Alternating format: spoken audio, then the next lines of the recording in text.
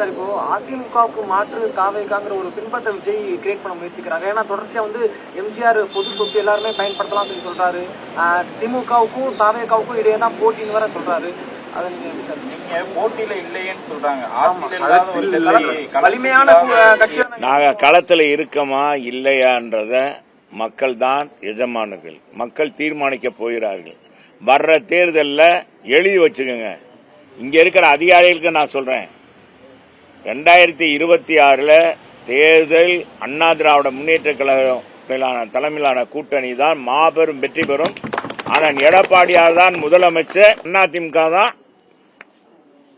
வெற்றி பெறும். யார் சொல்ல நேற்று வந்த இவர் விஜய்க்கெல்லாம் நான் பதில் சொல்ல வேண்டிய அவசியம் இல்லை. அவர் கூட்டம் கூடுதுன்றக்காக இவரை காட்டிலும் நம்ம வடிவேல கூட்டிட்டு போய் கூட்டம் நடத்துங்க. என்ன கூட்டம்? நயன்தாரா கூட்டிட்டு போங்க. நயன்தாரா கூட்டிட்டு போய் நாளைக்கு புரபகண்டா பண்ண சொல்லுங்க. கூட்டம் கூடத்தான் செய்யும், எல்லாரும் பார்க்கத்தான் செய்வாங்க. நடிகர் என்ன கூட்டம் கூடும்? நடிகருக்கு அது இன்னைக்கு அவங்களுக்கு ரசிகர் இருப்பாங்க. இவருக்குன்னா கூடுதலான ரசிகர் இருக்கலாம். நேற்று கூட அவருக்கு சூசமா சொல்லிட்டார மலேசியாவில், நான் சினிமாவில் தொடரணுமா தொடர வேண்டாமா அப்படின்னு அவரே கேட்கிறாரு. மக்கள் எல்லாம் நீங்க இருக்கணும்னு சொல்றோம். அவங்க ரசிகர்லாம் சொல்றாங்க, மக்கள் கூட இல்ல, ரசிகர் தான். சரி பார்ப்போம். ஏன் முழுமையா நான் சொல்லிட்டா அது விட தெரிஞ்சிடும். எப்பவுமே சஸ்பென்ஸ் வைக்கணும். என்னன்னா அப்படிதான் சஸ்பென்ஸ் வைக்கணும்னு தான் சொல்றாரு. அப்ப அவருக்கே தெரியுது.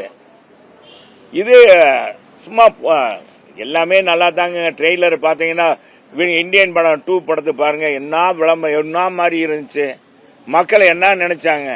எல்லாரும் எம்ஜிஆரா மாற முடியாது.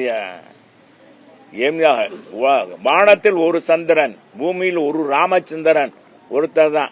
காவியத்தில் ராமச்சந்திரன் இருக்கலாம். எம்ஜிஆரா எல்லாரும் ஆகணும்னா ஒன்னும் நடக்காது. சும்மா பாக்குறது கூட்டம் கூடும் எல்லா இடத்துக்கும். இதே 3 தடவை விஜய் வரட்டும், கூட்டம் கூடுறத பார்ப்போம்.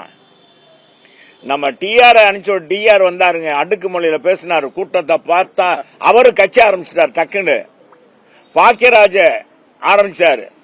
அண்ணன் சிவாஜி, மறைந்த நடிகர் சிவாஜி கணேசன், கமலஹாசன் டிவியே உடைச்சாரப்பா. ஊழல் எதிர்த்து இந்த கட்சி தொடங்கி இருக்கு.